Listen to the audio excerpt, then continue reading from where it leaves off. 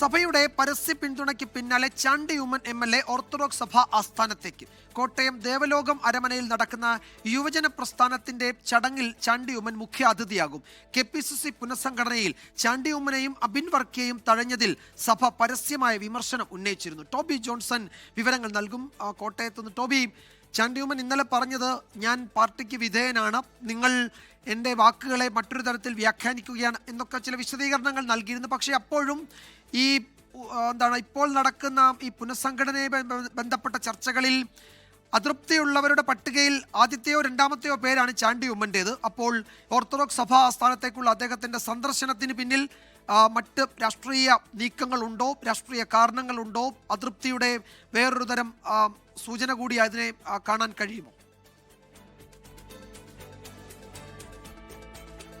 തീർച്ചയായിട്ടും ചാണ്ടി ഉമ്മൻ പരസ്യ പ്രതികരണത്തിന് തയ്യാറാകുന്നില്ല. അല്ലെങ്കിൽ കഴിഞ്ഞ ദിവസം പറഞ്ഞ കാര്യങ്ങൾ അദ്ദേഹം തിരുത്തി പറഞ്ഞു. അതായത് പാർട്ടിക്ക് വിധേയനായിട്ട് തന്നെയാണ് താൻ നിൽക്കുന്നത് എന്നുള്ളൊരു നിലപാടാണ് ഇന്നലെ പറഞ്ഞത്.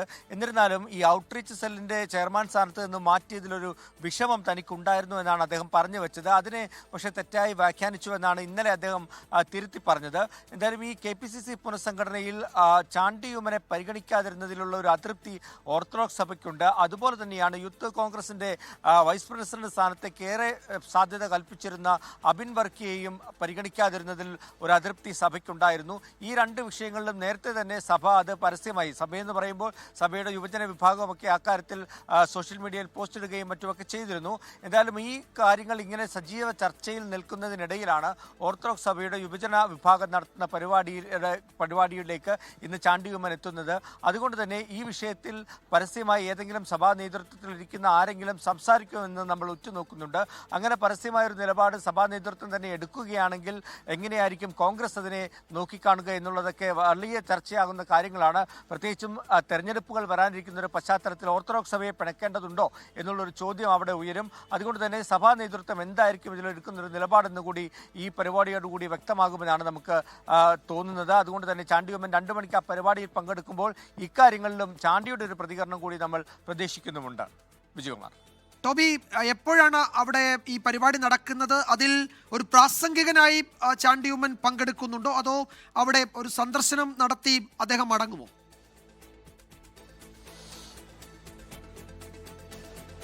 മുഖ്യ അതിഥിയായിട്ട് തന്നെയാണ് ചാണ്ടി ഉമ്മനെ വിളിച്ചിരിക്കുന്നത് എന്നാണ് നമുക്കിപ്പോൾ അറിയാൻ കഴിയുന്നത്. അതിൽ ചാണ്ടി സംസാരിക്കുമെന്ന് തന്നെയാണ് മനസ്സിലാക്കാൻ സാധിക്കുന്നത്. കൃത്യം 2 മണിക്കാണ് ഓർത്തഡോക്സ് സഭാ ആസ്ഥാനത്താണ് ഈ പരിപാടി വെച്ചിരിക്കുന്നത്. അതിൽ ചാണ്ടി പങ്കെടുക്കുമെന്നുള്ളൊരു വിവരം തന്നെയാണ് നമുക്ക് മനസ്സിലാക്കാൻ സാധിക്കുന്നത്. അതിലെ ആ പരിപാടിയുടെ പ്രത്യേകത എന്ന് പറയുന്നത് വിദ്യാഭ്യാസ സാമൂഹിക മത സാംസ്കാരിക മേഖലയിൽ കഴിവ് തെളിയിച്ച യുവാക്കളെ ആദരിക്കുന്ന ഒരു ചടങ്ങാണ്. അതുകൊണ്ട് തന്നെ അതിലെ പ്രധാനപ്പെട്ട ആളായിട്ട് തന്നെയാണ് ഈ ചാണ്ടിയെ ക്ഷണിച്ചിരിക്കുന്നത്.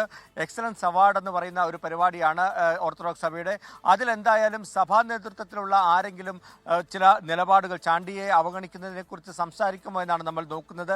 അങ്ങനെ സംസാരിക്കാൻ സാധ്യതയുണ്ടെന്നുള്ള വിവരവും പുറത്തു വരുന്നുണ്ട്. അതുകൊണ്ട് തന്നെയാണ് ഈ പരിപാടിയെ ഏറെ ശ്രദ്ധേയമാകുന്നതും.